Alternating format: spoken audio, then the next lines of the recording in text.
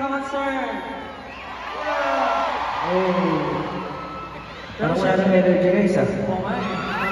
Masyado ata silang nabusog sa solos natin. Pero meron pang dalawa. Tama?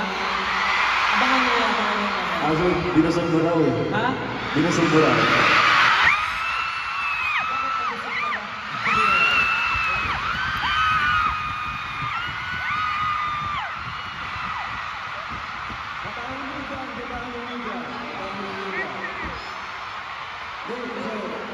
Sa rin kasi namin kanina.